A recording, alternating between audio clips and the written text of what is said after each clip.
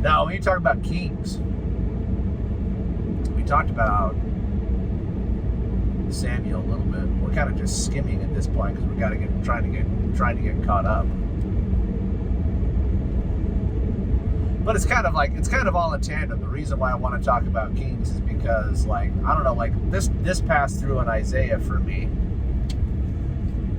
Like, I've been focused more on the history because we've been doing the whole Old Testament again, and like reading through like Samuel and Kings. Like, I don't know about you guys, but like I kind of like at least browsed through all of the supplemental chapters because I want to try to get a better understanding of the actual history of what. Read the chapter endings for a lot of it. Yeah. That's one of the main keys to understanding Isaiah is understanding the history. Understanding the history, yeah, because Israelite history, right? Like Kings contains the rest of Israelite history. Like you go from David to Solomon, and then Solomon comes in, he builds the temple, and then he gets wicked in his like marries a whole bunch of broads. He gets wicked in his old age, and Solomon, like, for being wise, he kind of sets up the downfall of the United Kingdom because of his taxes. Like, he puts a huge tax burden on the Israelite people in order to fund all of his building projects, and he creates this massive bureaucracy. So there's all these taxes in order to fund and support this bureaucracy that he created. And then he dies, and Rehoboam, is Jeroboam his son or Rehoboam his son? Are they both his sons? No. I think Jeroboam's his son, and Rehoboam is the king of Israel. But like, Jeroboam goes to the 10 tribes, and they're like, hey, these taxes are a little much, and he's like, well then how would you like more of them, peasants? And they basically were like, well, peace out, and they put Rehoboam on the throne. And that's what splits the kingdom. Literally, taxes splits the kingdom. Taxes started the Revolutionary War. Death to taxes. Got the people of Lemhi out of there. Grievous to be born. Grievous to be born. So, but like, I think we're almost in the Lemhi tax bracket. yeah, we're close to it. We're approaching the tax bracket that the Nephites considered slavery. But, so people get all uppity about taxes that are too much. You have to know the history if you want to understand Isaiah. I remember I read an Ensign article on that years ago, like how to understand Isaiah. It was in 70. He basically just said, read 2nd Nephi. And then Nephi says, understanding the history of my people. yeah. So basically the advice is read the Old Testament to Isaiah if you understand what Isaiah is saying. Well, something that I didn't realize until this passed through Kings was that Israel, so they separated, it's Judah and Israel, right? The northern and the southern kingdoms. Rehoboam brings in idol worship and starts bringing in the gods of like all the people around him. And Israel is never righteous again. They never have a righteous king again. The northern kingdom it's all downhill from there. They never actually recover from that. And what I never actually placed is like, I always knew that Elijah and Elisha were like the last prophets, but they're not. They're the last prophets of the northern kingdom. They were specifically prophets to Israel, to the northern kingdom. And so that's why like Elijah and like his feud with the priest of Baal, where he makes the altar and covers it in water and then calls down fire from heaven. Like all of that was with Ahaz, and like he was the king of the northern kingdom. And it's like Elijah was like Elijah and Elisha were the last prophets to that. But like Judah had prophets that went beyond that. And Isaiah's ministry, so like you go down through all the kings of Israel, like and then Judah has occasional righteous kings, occasional wicked kings, right? Like Hezekiah. Like Hezekiah is king when during Isaiah's ministry. But That's Isaiah's what ministry, Chronicles is like largely the southern kingdom being wicked and then the deliverer. yeah. So Isaiah's ministry starts. Yeah, because Chronicles basically just goes over kings again, right? But just gives more details, more like But it's more like historical focused on details. like the rise and fall, like the roller coaster ride. Like they're good, Right. they're bad, They're good, they're bad. Yeah. Which kingdom was Josiah over? Josiah would have been Judah. I guess they turned to righteousness with Josiah.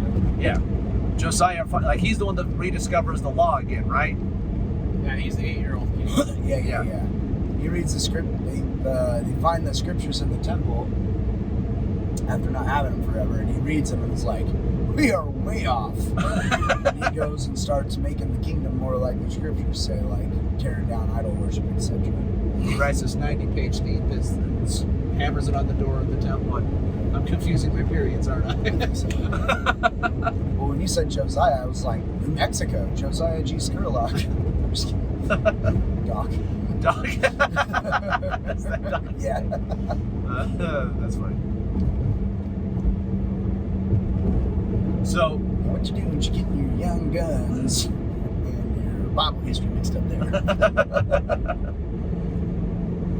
so Isaiah's ministry is I don't remember it, but it's a couple of decades before the Assyrians conquer and take away the northern kingdom. So a lot of his prophecies are about, hey, northern kingdom, you're about to go down. But that's his ministry. His ministry is a little bit before that, then through the destruction of the northern kingdom. And then he starts talking to Judah about Babylon. So that's why he shifts from Assyria's the big bad to Babylon's the big bad, because about halfway through, the northern kingdom gets carried away and becomes the lost 10 tribes. But Kings goes all the way through the destruction of Jerusalem and the temple, and them getting captured and taken back to Babylon. And then it goes when you get into Nehemiah and those that's them coming back out of Babylon. It's that's that whole period of history right up through it. Then it starts just then the individual books just start going back into just periods of time in that history. Isaiah is going back into the period of time right before the Assyrian destruction for the next about 40-50 years. Daniel they're in Babylon with Daniel and Shadrach, Meshach, and Abednego. All the rest of the prophet books. No, it jumps the as far as telling the story chronologically, I think that stops after King, then you're jumping. Not in Assyria. Nebuchadnezzar was a Babylonian king. Yes. But Shadrach, Meshach. Oh, sorry. You're right. Daniel. But Babylon gets taken over by Syria, right? Daniel was in Assyria. Who conquers Babylon? Assyria takes away the northern kingdom. I see what you did there. Persia. Yeah. Is that Syria? What was the ancient name? Yeah, Assyria. Not Assyria, Syria. Assyria. It's the king is Xerxes' dad. Great granddad, yeah. What's his name? Darius. Yeah, that's Darius because the Persians Yeah, take Xerxes over. too. Storms, but it goes Darius, Xerxes. Yeah, it's the one that frees Israel is the great granddad of the one that tries to take Athens. Yeah, because that's what a bunch of Isaiah's prophecies revolve around the destruction, warning Babylon of the incoming destruction of Babylon. That's too. Cyrus, though. It's not a Xerxes that lets him go. No, it's the same bloodline though, isn't it? Yes. Yeah, it's the same bloodline. Yeah, because that's where I get confused, because they get scattered by Babylon and by Assyria, but Shadrach, Meshach, and Abednego is With Persia. definitely. Yeah. Oh, that's. what It's happens? Nebuchadnezzar that tries to throw him into the flame, though. The northern So it's like this stuff with Daniel in the lion's den and the pulse and what to eat and all that's in Assyria. But Daniel, Shadrach, Meshach, and Abednego were all Jews. They were all from the kingdom. They were all from the southern kingdom. Assyria conquers and takes away the northern kingdom. Then Babylon conquers Assyria. Then Babylon conquers Jerusalem and captures the tribe of Judah and carries them captive away back into Babylon. Then Babylon gets captured by Assyria again? Was it Persians? No, Persians. It's the Persians, yeah. Babylon gets conquered by the Persians, and that's where the Xerxes bloodline was Darius, and whatever, I don't know all Xerxes the 1 and 2. Yeah. That's where that bloodline comes in, and they meet with like Daniel, and all of that happens with, because Daniel deals with Nebuchadnezzar, like Shadrach, Meshach, and Abednego, like Daniel does. yeah, that's who's interpreting. He interprets Nebuchadnezzar's dream. Yeah. Daniel does do that. But while the Jews are captured, the Babylon gets destroyed and conquered, and then the Persians let the Jews go. And let him go Under back Cyrus, under yeah. Cyrus, and let him go back and build the temple again. So that's like the timeline, the chronology of kings is like you have David then goes to Solomon. Solomon has Jeroboam, I think. If I'm wrong on that, I'm sorry. Jeroboam raises the taxes. Rehoboam and the northern 10 tribes separate. They're separated into two separate kingdoms until the Assyrians conquer the northern kingdom and carry them away into the northern kingdom, and they're lost forever, lost to history from that point forward. Babylon conquers Assyria. Babylon conquers Jerusalem, carries away the tribe That's of Judah. 580. Just for text, that's 586. And Jeremiah is the prophet when that's going. When the that's prophet in the southern kingdom. In the southern kingdom, but that's right before Lehi leaves. Lehi and Jeremiah are contemporaries, and that's what Lehi's fleeing and from. Daniel and they would all have Yeah. been Contemporaries. on the earth at the same time, right? Yeah. Like they would have been like Lehi and Jeremiah would have been like, we gotta well, they probably wouldn't have known Daniel and Shadrach, Meshach, and Abednego. No, 'cause They were Daniel young. would have been a kid. They were kids when that happened. Yeah. Jeremiah and Lehi were adults when that, before it happened. Yeah, Daniel got taken into Babylon as a child. But it's the Babylonian destruction of Jerusalem and the temple that Lehi is fleeing from, that he's warned of, that he's prophesying about, and that him and his family flee from. Yes. Because then you have That blew my mind. Like when I put that together, I don't know what age it was, but it was like at 586, the Bible history and the Book of Mormon history pick all up like converge. parallel. Right. So it's like it blew my mind that it's like, well, this is going on this continent, this is going on this continent. So then the Jews get taken back to Babylon, and that's where you get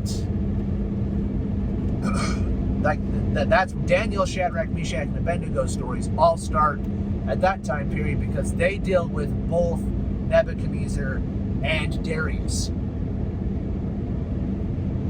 Because it's Nebuchadnezzar whose dream Daniel interprets and who throws Shadrach, Meshach, and Abednego into the furnace, but it's Darius who throws Daniel into the lion's den. Yeah. So in the course of Daniel's life, Babylon gets destroyed and conquered by the Persians.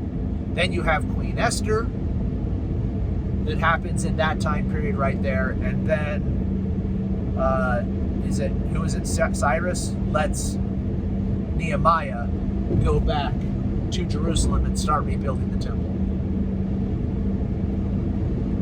And that's like basically all the way through to the end of Kings. But that's basically what it is the history. But like you were saying, Jace, like to get Isaiah, you have to understand historically what's happening, what the crap he's talking about, who all these players are.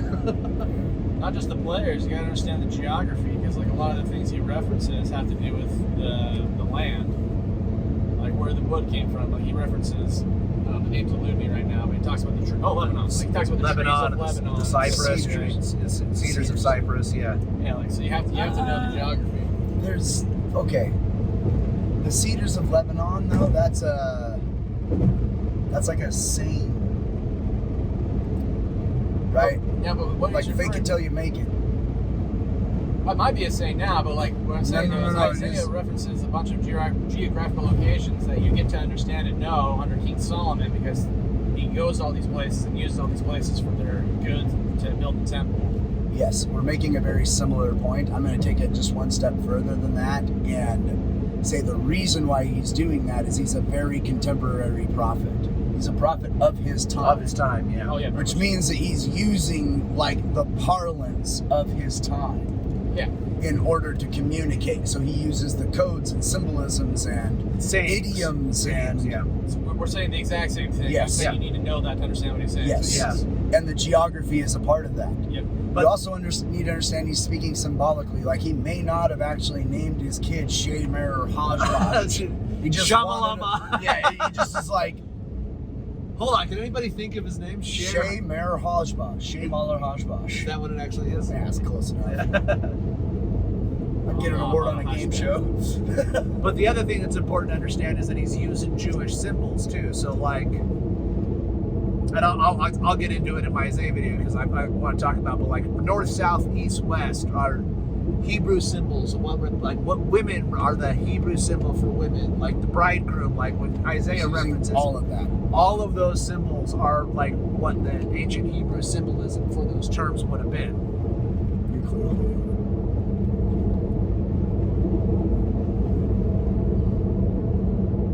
But I wanted to, and it's kind of a shame to blow through Kings because you don't really, there's a lot to talk about with Elijah and Elisha. yeah. But Good dudes. we're behind, and I wanted to go over the history. It's a shame will oil have to cruise through it. I didn't hear you. I said it's gonna be a shame will oil have to cruise through Kings. Dad joke. 2 points.